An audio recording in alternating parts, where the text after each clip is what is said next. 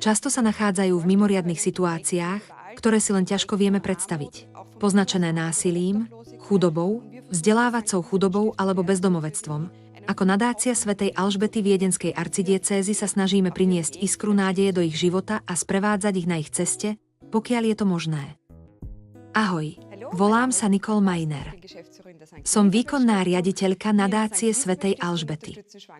V nadácii svätej Alžbety podporujeme tehotné ženy, osamelé matky a rodiny v núdzi.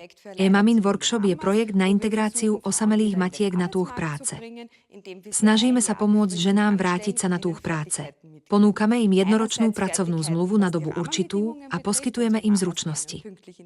Tieto zručnosti sa týkajú základných pracovných podmienok. Naše mamy sa učia prichádzať do práce včas, oznamovať, keď sú choré, organizovať starostlivosť o deti, keď sú choré, alebo zvládať iné každodenné pracovné návyky, ktoré sú pre nás v bežnom pracovnom živote samozrejmosťou. Čo znamená pracovať v workshopu?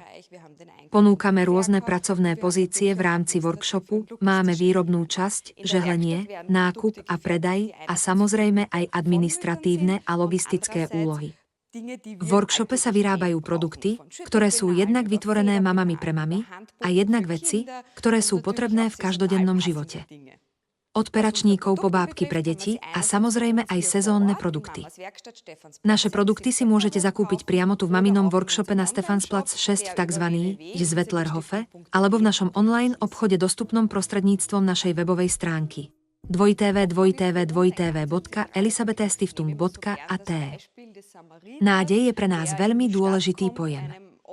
Rada používam príklad Samaritána, ktorý prichádza do mesta a pomáha bezdomovcovi, chudobnému človeku.